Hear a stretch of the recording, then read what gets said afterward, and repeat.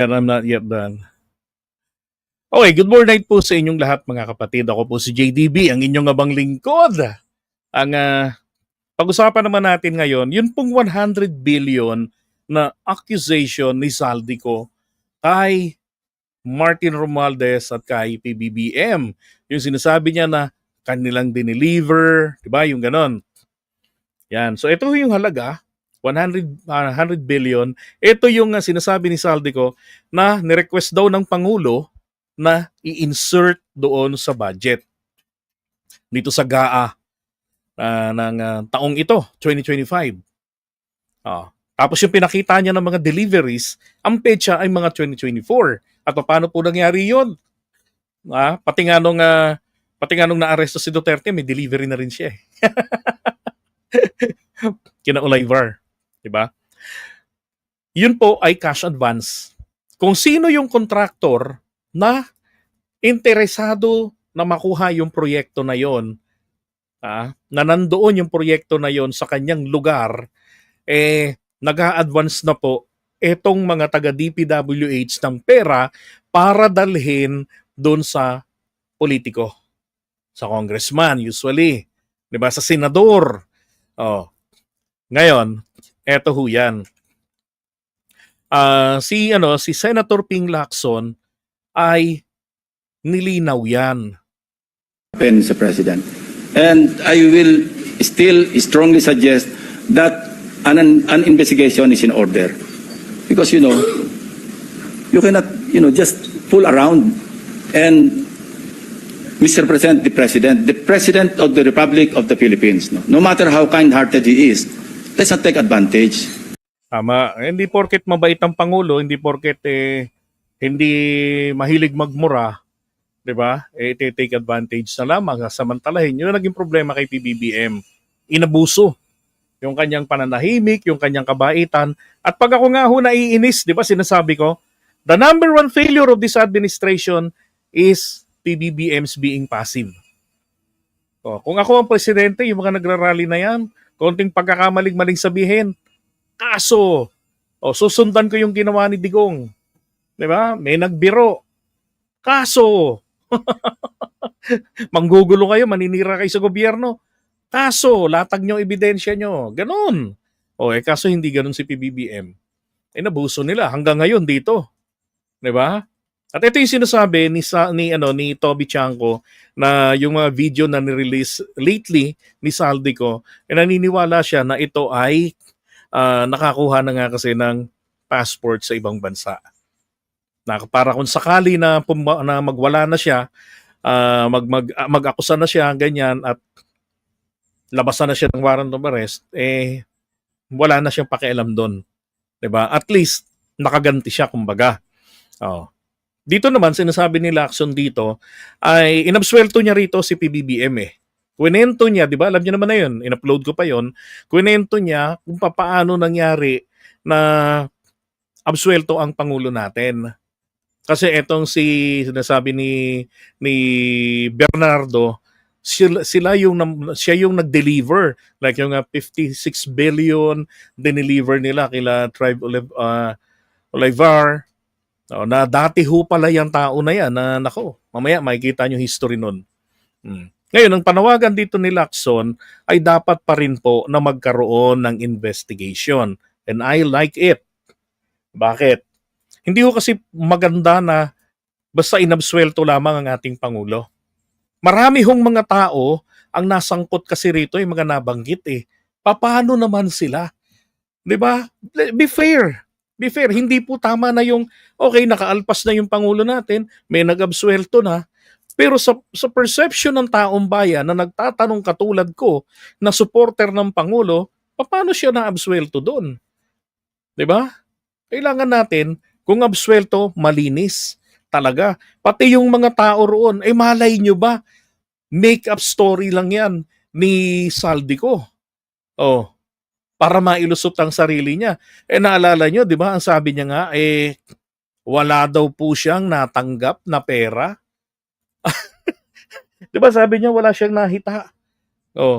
Kaya nga ito, sabi ni paring Toby Chanco, may papagawa sa yung mali papayag ka na wala kang parte? Tama. May mga sinasabi si Saldi na totoo. Meron din naman na hindi natin dapat paniwalaan. That's correct. Oh. Nakakasama ng loob. Ito pa yung aking notes, di ba? Sinabi niya, narinig niya si Saldico. Ito, I heard Saldico's statement that he delivered 25 billion to President Marcos and Speaker Romualdez, representing the commitment for the 100 billion. This could not be true because I handled the 52 billion pesos and I caused the delivery of the commitment for the 52 billion to Yusek Traigi Olivar. Personally, Mr. President. So let this be a lesson to everyone, no? To all of us. You know, sometimes kala mo lulusot ka.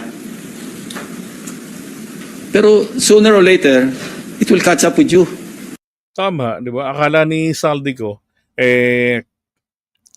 ganun na lang, pwede na siyang paniwalaan. Walang kukontra sa kanya. Sabi ko nga sa inyo, yung video na nilabas niya, pwede niyang i-claim na AI yun eh. Kahit na merong nag-study doon, tinignan yung ngipin, the consistency, di ba? Tsaka mahaba daw ang salita. Alam niyo, pag sinabi ni Saldico, hindi ako yan, AI yan. Magiging AI yun. Di ba? Ang layo ng itsura sa kanya. Oh, doon sa mga pictures na available sa internet. Ay nako. Ngayon, merong nagsalita na eto si Bernardo na, teka, hindi siya. Ako ang nag-deliver. Especially if you do it habitually. Who would know that the President would include in his zona, mahiya naman kayo? Who would know that I and my staff would work after... Oo nga naman. Ba't ka naman niya sasabihin ng Pangulo? Mahiya naman kayo. O kaya sabihin niya dapat mga walang hiya naman kayo. Yun talaga dapat yun eh. 'Di ba? Kung siya mismo kasali doon. 'Di ba? Lahat ng ito lang yan eh, simple lang eh. Lahat ng mata nakatutok sa iyo. Oh, mula pa nung 1986 sinisigaw na magnanakaw kayo, pamilya mo. Tapos magnanakaw ka pa? 'Di ba? Common sense. Hindi mo gagawin 'yon. Oh, kung sakaling may accusation sa iyo, that will remain as accusation, as mere accusation. At hindi mapapatunayan kasi wala ka talagang ginawa. 'Di ba? Kaya nga nasabi rito ni Sam Adventurous, kung ako si PBBM, bakit pa ako susugal sa illegal na paraan? Pwede ko namang ilagay sa NEP yung 100 billion na yan bilang budget. Oh. Totoo, pwede naman talaga yun eh. Yun nga yung sinasabi ron eh. Pwedeng gawin ni PBBM yan, ilagay niya sa NEP. Eh di walang problema, ba't pa siya magnanakaw? Di ba? Bakit pa niya dadaan niya pa sa kung kani-kanino, kisaldi ko, na hindi rin naman bahagi ng BICAM. Ngayon, ang pinakikita naman ni Saldico, at ako naniniwala, totoo sinabi ni Paring Ping ni Senator Lacson, na totoo yung 100 billion insertion. Nakita rin po nila. Sabi nga niya rito patapos magsalita ang Pangulo doon sa kanyang SONA na mga walang hiya talaga kayo, mahiya naman kayo, eto po ginawa nila. After hearing the President's message on several case studies, Oriental Mindoro, First Bulacan District, who would know that Senator Marcoleta would call for a motu proprio investigation in the Blue Ribbon Committee? Wala po nakakaalam nito. Para rin ito mga projections, wala makakapredict. These are, unpredictable variables that could explode right in our faces, and it would be too late for those responsible to repent. So ginawa nila, ni-review nila yung sinasabi. Nakita nga po nila yung 100 billion na insertion. Totoo yun. Doon sa 2025 national budget. Ngayon, ang sinasabi naman ng iba, bakit niya kasi pinirmahan? Di ba pag i-scrutinize niya yung budget? Di ba? Meron dalawang option ng Pangulo sa totoo lang Either i-veto niya yan lahat. Ang problema rito, alam ng lahat yan, ang impact negatibo sa ekonomiya natin at yung mga project na ongoing, na umaasa ng pondo para dyan, matitenga na naman. Katulad na lamang yung nangyari doon sa dito yung underground na subway, 'di ba? Yung subway, eto, naapektuhan, 5 taong delay dahil po sa ginawa ng mga hayop na mga mambabatas natin na involved sa korupsyon na yan.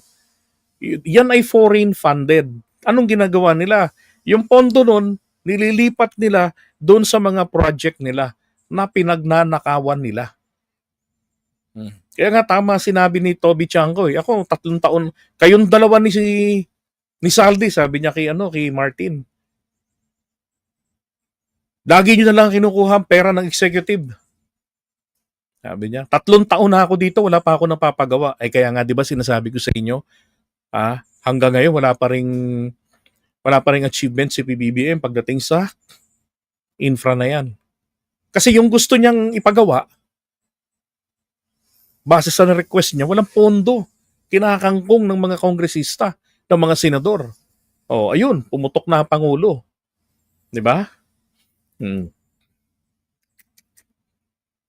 Kung ang Pangulo kasabwat, hindi magagalit ng ganyan yun. Ang masama rito, Mr. President, apektado yung buong bansa eh. Naglayo ang investors. Stock market is down. Yung po yung masakit dito. So, I'm appealing to our co-workers in government. I think we've reached the point na dapat isipin natin, enough is enough. Pinabsuelto ni Navota City Representative Toby Tiangco si PBBM sa mga akusasyon ni former Congressman Zaldico. Si dating House Speaker Martin Romualdez daw talaga ang maestro ng iskandalo. Narito ang Agenda Weekend Report ni Maverick Trinidad ng Apante. Half-truth lang daw ang mga malateleseryeng bombshell revelations ni dating Ako Bicol Party List Representative Zaldico. Ayon yan kay Navotas City Representative at dating Bagong Pilipinas Campaign Manager Toby Tiangco. Sa isang panayam sa Abante, sinabi ni Tiangco na hindi totoong utos ng Pangulo ang mga budget insertion na inilahad ni Ko para sa 2025 budget. Absuelto raw ang Pangulo at tila si former House Speaker Martin Romualdez ang totoong kumukumpas sa sistema ng korupsyon sa mababang kapulungan. Hindi yun utos ng Pangulo.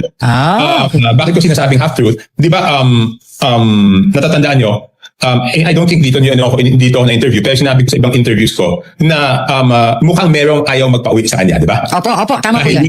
Dahil yun ang ituturo niya, di ba? Yeah. Sino ba ang directly pwede niyang ituro? Wala naman siyang directly pwedeng ituro kung hindi yung former Speaker Martin Romualdez. Opo.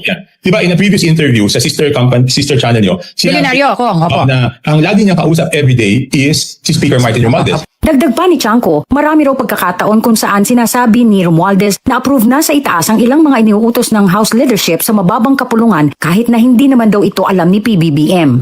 In my personal experience, palaging yun ang sinasabi ni Speaker Martin eh. Approve sa taas, utos sa taas. But later on, I will find out, hindi naman. Kaya Ito yung nagiging problema nila. Na ganyan nga sinasabi kumbaga, pinangungunahan ni Martin si PBBM. Actually, meron ngang isang, nakita nyo dati, how sweet they were with Sara Duterte. Ang bilin sa kanilang araw ni PBBM, take care, how Sara, sabi. Take care of Sara. Sabi, kasi pinipitik-pitik na ni Dugong si BBM dati, di ba? Pero, si Sara naninindigan. Ang presidente ko lang talaga ay si Bongbong Marcos. Kasi sabi nga ni PBBM sa kanila, ingatan nyo si Sara. Katwira niya kasi, hindi naman sila rin magkasundo ng tatay niya. Kaya lang, etong si Martin, sabi ni Toby ang makulit, inasar-asar si Sara. At yun, doon na sumabog. Kaya lumabas pala yung issue na tambaloslos. Yun pala yung simula noon. Kung anong ginawang pang-aasar doon ni Martin na nagpagalit kay Sara. Nadamay na si BBM. Kasi ang ganda ng diskarte ni BBM doon eh.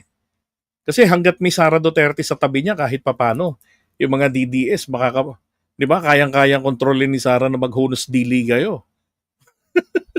Kaso, nagka-leche-leche sila lalo. May problema rin kasi kay Martin. Sa totoo lang. Sabi nga sa inyo, wala namang direkta pa so far na nagtuturo ng kanyang kinalaman dito sa problemang ito. Pero ang naging failure lang din naman ni Martin Romualdez, in order for him to stay in power, hindi po siya naging powerful sa harap ng mga kasama niya. Bagkus nagsilbi po siyang rubber stamp pad.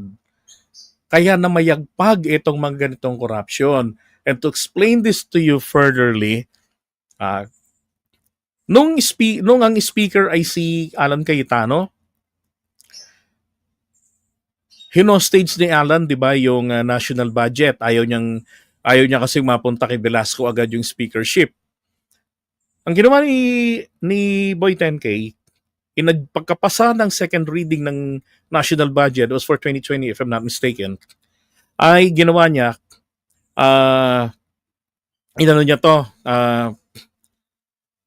inadjourn niya yung Kongreso, yung House.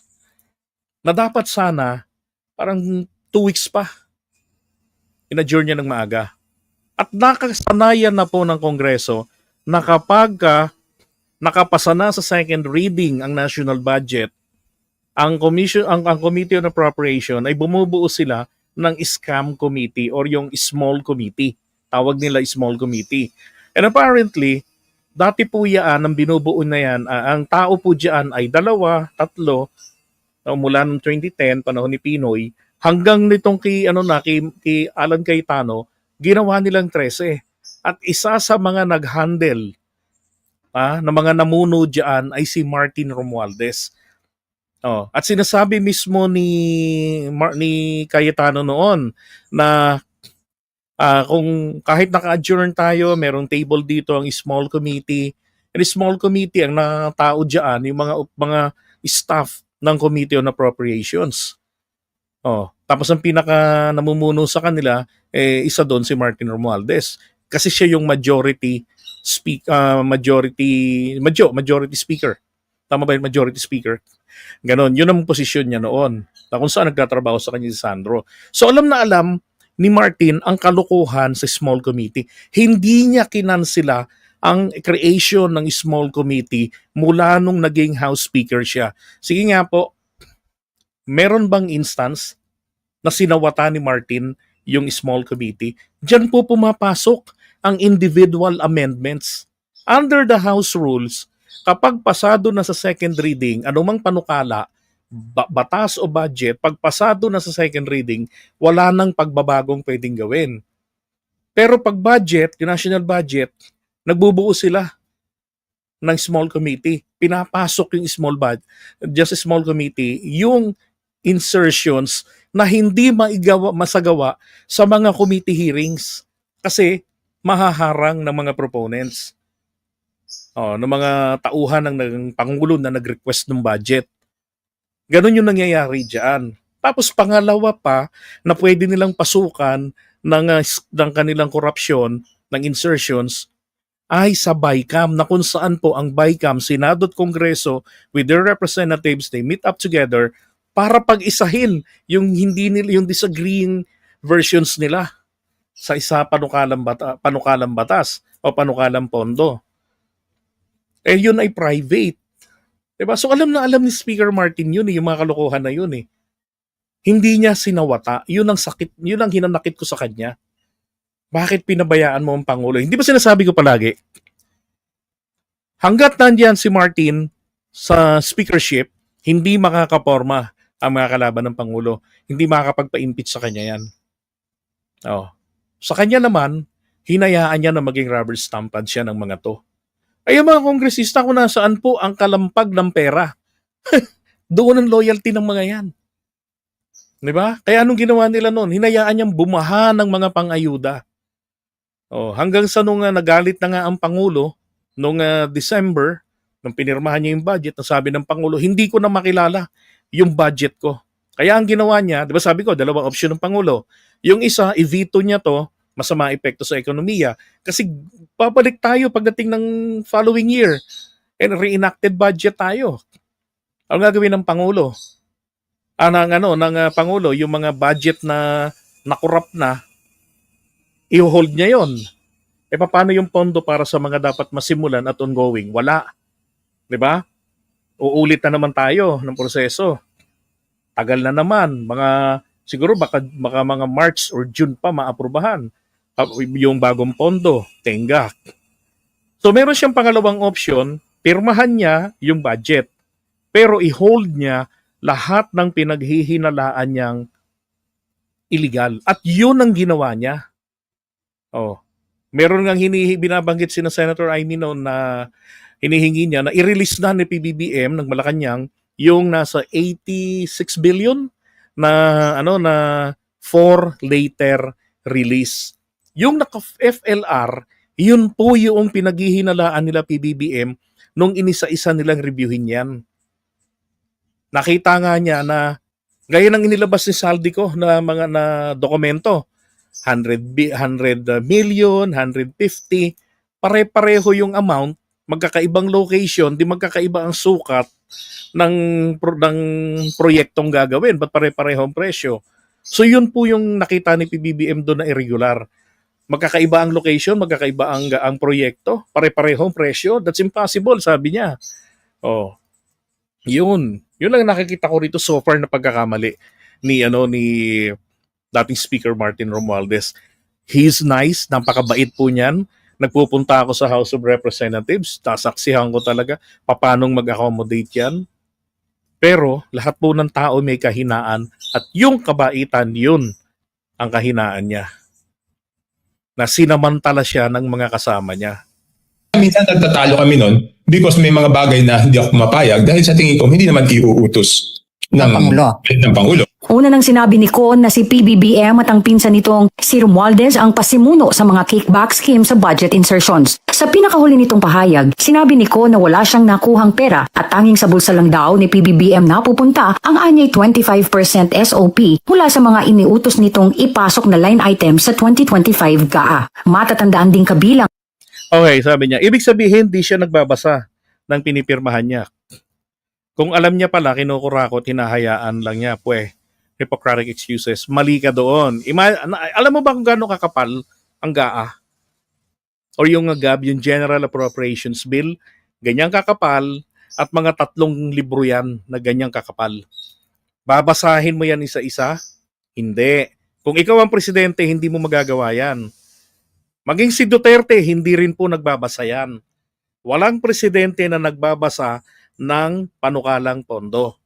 Ang ginagawa nila dyan, binibigay nila yan doon sa mga appropriate agencies niya na alam ba, DPWH, DepEd, and so on. Yung mga tao dyan, yung mga staff din ng mga yon, sila ngayon ang magre-review kung ano nang nangyari sa panukalang pondo nila. Kung yung original ba ay nandun pa o napalitan. Kaya nga na-discover nila 'Di ba? Magkano yung vinito ng Pangulo sa kabuuan? 194 billion ang vinito nila.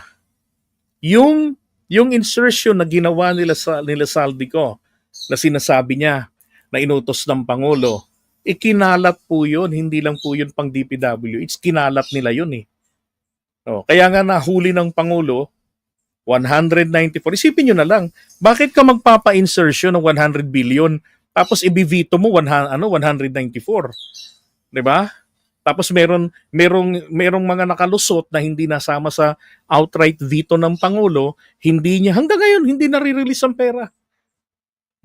Na siyang ibinala nila, ginamit nila para pumirma yung ibang kongresista doon sa impeachment laban kay Sara sa Kongreso. Kaya nga, nung matapos ng mapirmahan nila, hinihingi nila kay PBBM, i-release mo na yung FLR. Kasi nga, nakapag-advance na sila sa mga kontraktor. Siyempre, kinukulit na sila ng mga kontraktor. Baka may kontraktor na nagbabanta ng kakanta na kami. Diba? So yung mga kongresista natatakot na. Nangungulit na ngayon. At nakapagtataka nga, in-explain na ni PBBM bakit may FLR, kailangan i-release niya yan, pero kinakailangan ma-justify ng maigi. Bakit ito ganitong halaga? 'Di ba? Bakit pare-pareho? Bakit yan ay napunta sa iyo? Wala naman ito sa wala naman ito sa original request namin. Ang tanong, meron bang nagja-justify? Wala. Ang ginagawa is political pressure ang ginagawa sa Pangulo. Kaya isang political pressure sa kanya, kapatid niya mismo si Amy, hinihingi sa kanyang i-release na yan, FLR, dahil kalahati na ng taon. anong petsa na. Kasi yan po yung pagpipitikan nila ng pera. Actually, nakuna na yan eh. Nakapag-advance na. Kaya nga yung mga delivery ni Saldico ay 2024 ang karamihan ng petsa kasi nakapag-cash advance na sa mga sa mga kontraktor na makakatanggap ng proyekto. Oh.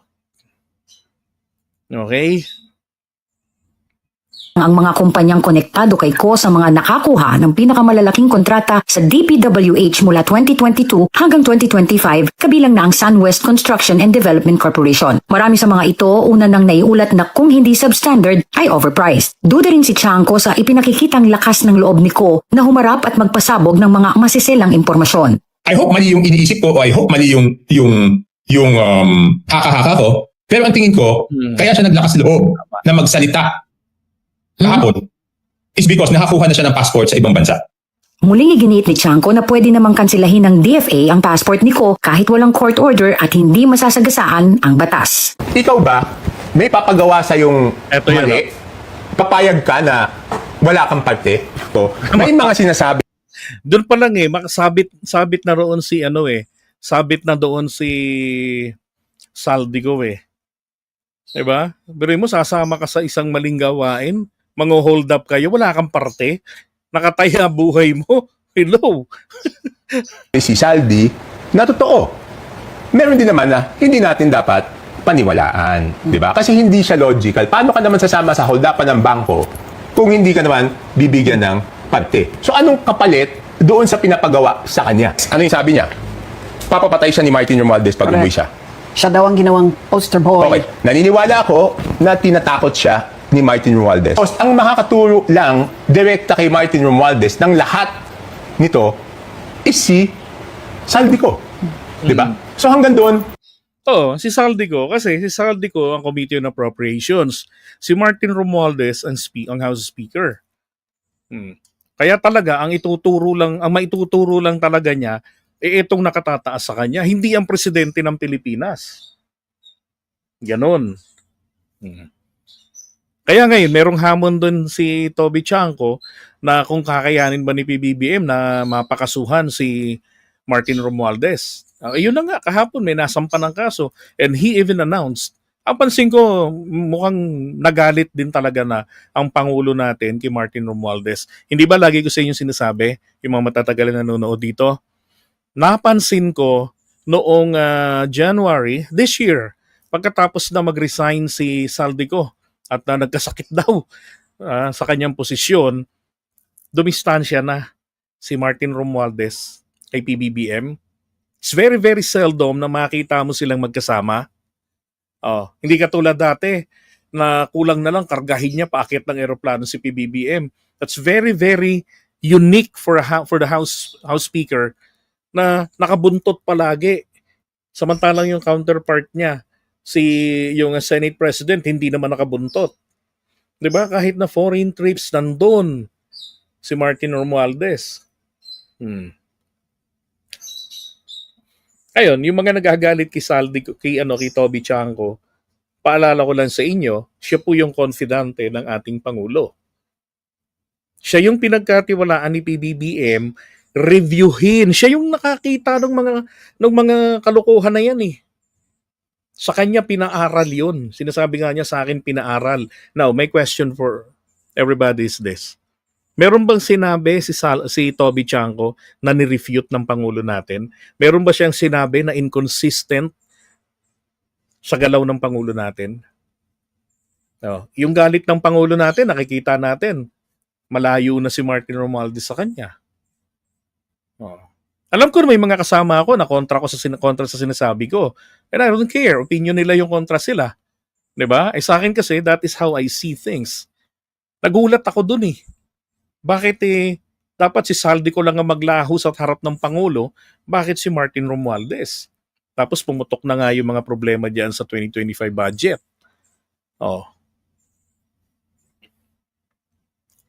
totoo. Who's calling Totoo daw. the shots? It's not executive. What do you mean? I mean, who's in control of the government? Who's running the government? No, of course, the executive, di ba? But you said, dapat yung mga secretary. It's because of the perception. It's because of the perception, di ba? It's the perception na si Saldi is very close to Speaker and the Speaker is the cousin. So where is he now? It's a Who? cousin of the president. Yeah, But I can assure you, walang... You're also the cousin of the No, I'm president. just the cousin-in-law. Hindi pa si President. Hindi, Toby Chango kasi, dati pa panahon pa ni Gloria Arroyo, kilala ko na to. Wala tong kinatatakutan. Mula nung nakidnap ito dati, nung bata pa siya, tapos may kidnap for ransom yun, uso dati rito, nabiktima siya. Tinubos siya nung tatay niya. Mula nung nawala ng takot niya.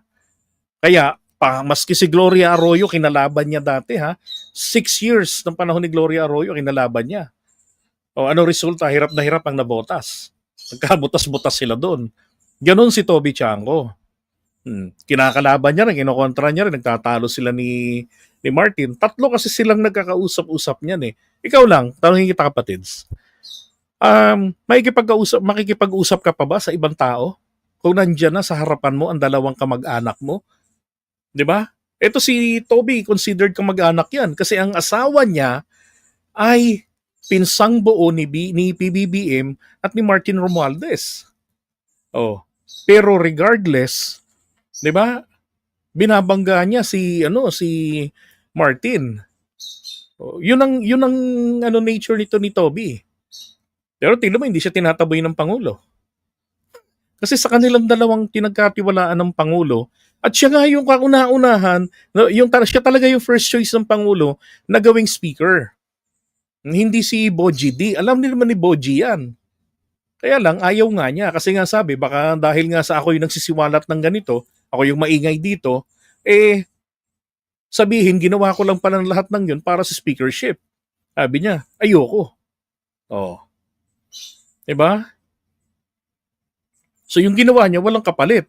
Actually, pwede niyang ikasira yon sa mga loyalista doon sa Navotas. Pero alam niyo ba, nung nagpunta ako ng Navotas, sinubukan kong gibain si Toby Chango doon. Ako nagiba eh. Sabi ng mga tao sa akin, "Sir, hindi mo lang alam anong nagawa ni Toby rito sa amin." Walang makakagiba rito sa amin kay Toby. May kalaban siya rito, may mga hindi bumoboto sa kanya, pero hindi siya natatalo rito.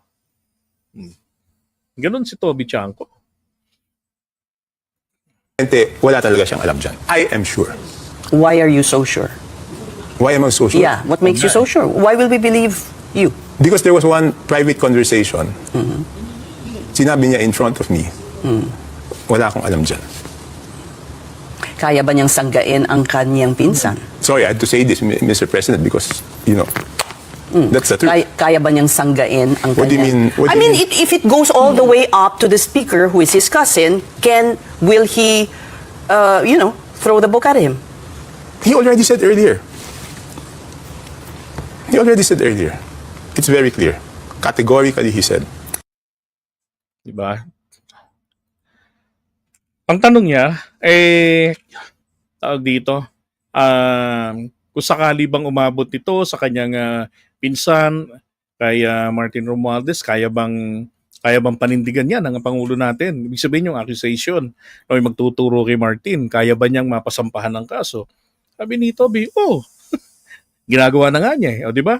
Eto nga, kahapon lang nag-anunsyo na.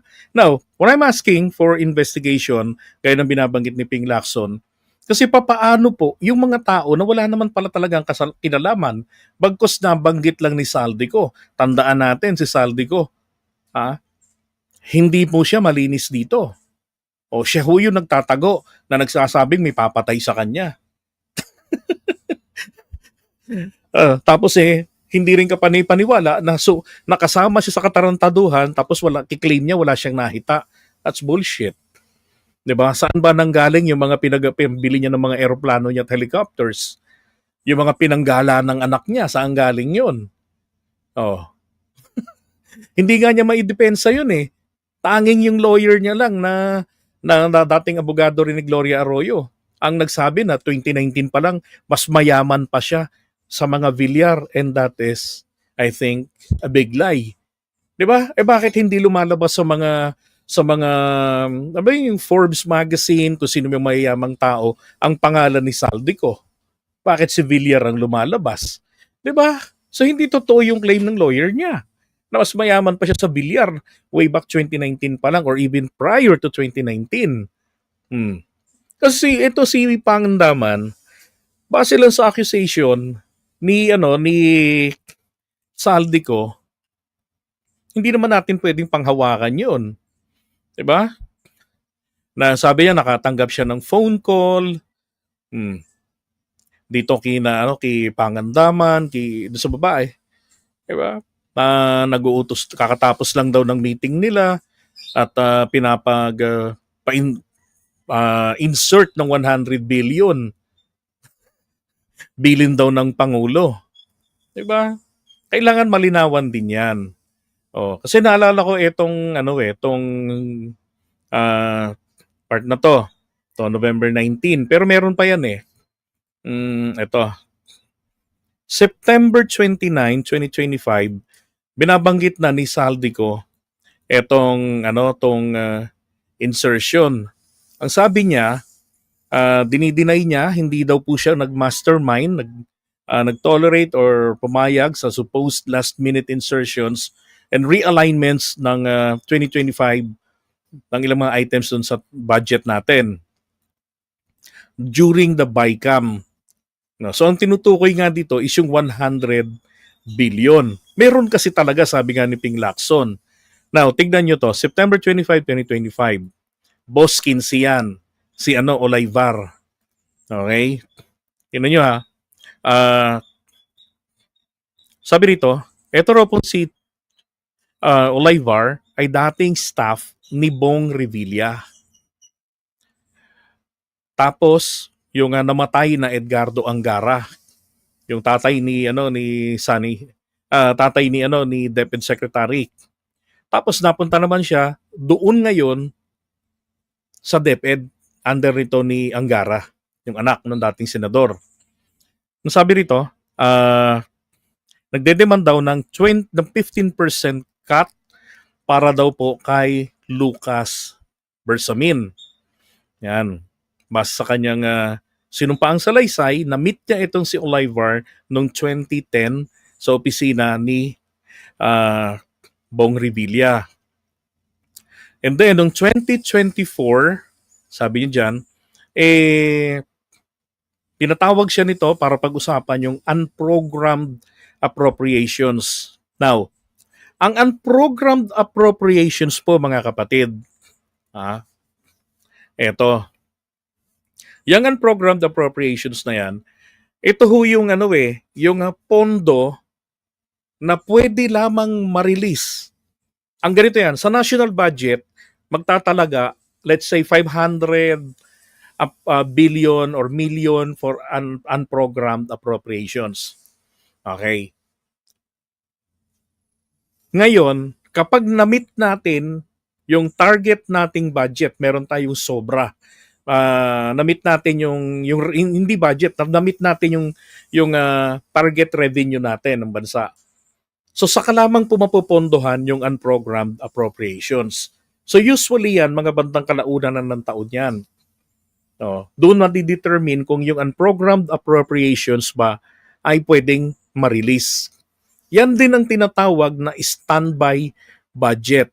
Very flexible ang paggamit niyan. Pero yung availability ng pondo, wala po agad yan sa national budget. Hindi yan katulad ng allocable.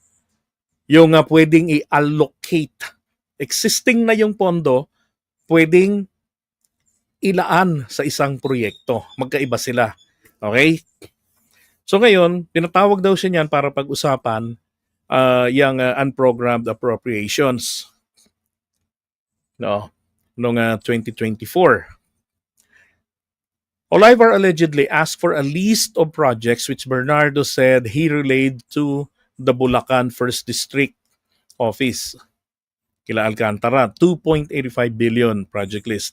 When Bernardo handed it over, Olivar supposedly made the demand. Crystal clear, boss, 15 yan.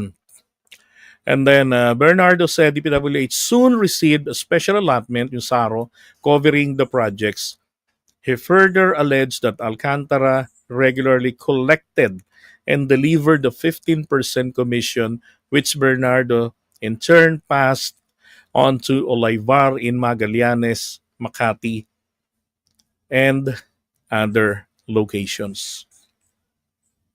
Grabe, no? Ang lulupit ng mga to. Ang tindi. Hmm.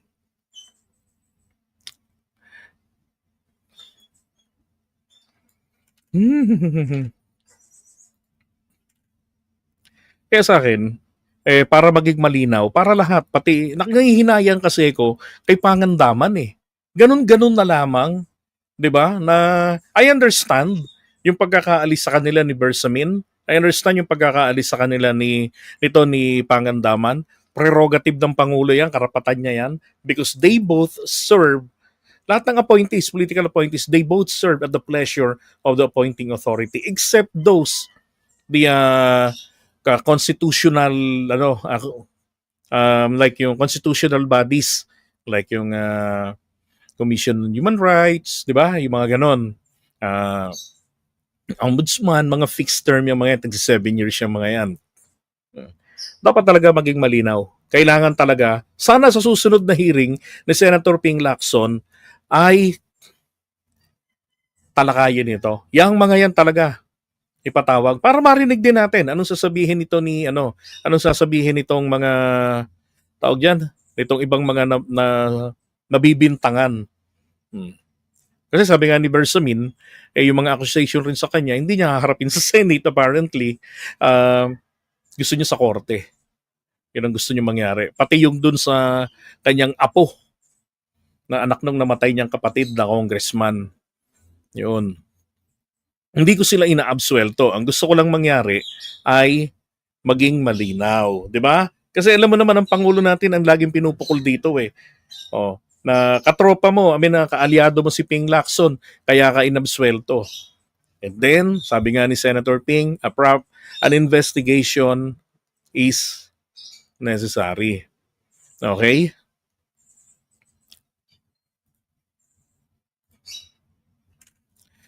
Ito naman, si Vince Dizon.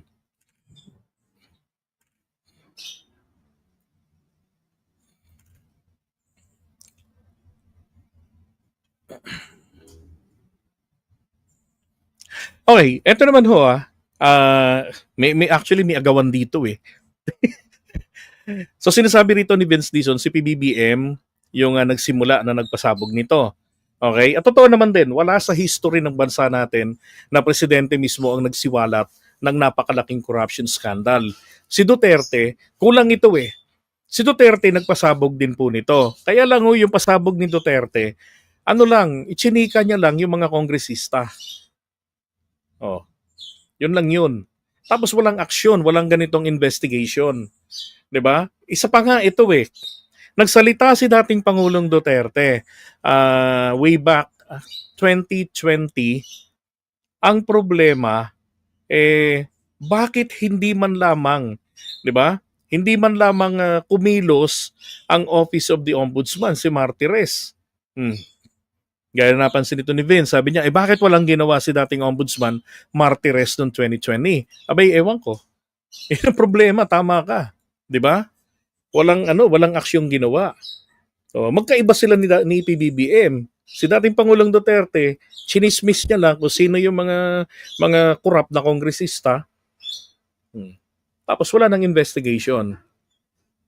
Baka nga malay nyo, kinausap pa yun na nandito ka sa listahan, nabanggit ka. Pag ikaw pumalag, putang ina ka, gawin kitang drug lords, patukhang kita kay bato. Kasi hindi pumalag yung mga kongresista 'Di ba? Baka nga yung mga yun nagsipanalo pa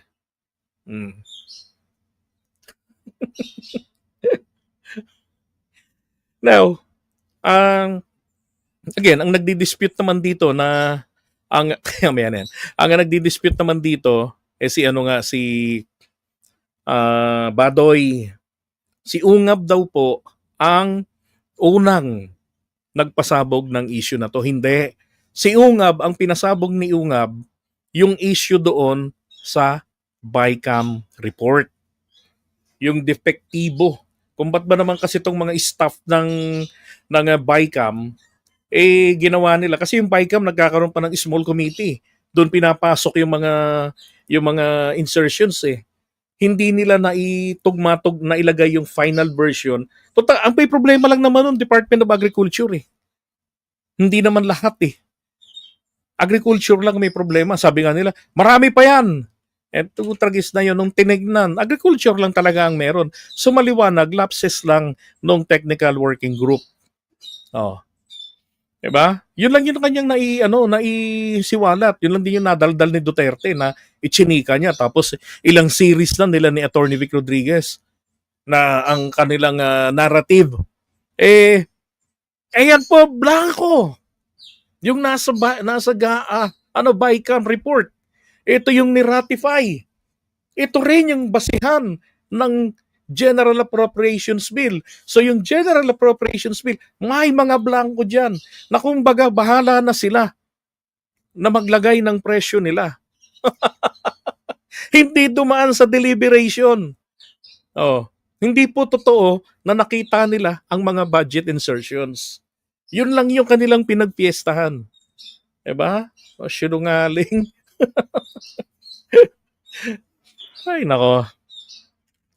Well, anyway, ano ba mga asahan mo sa mga taga-kabilang bako, 'di ba? Tapos paniniwalaan pa.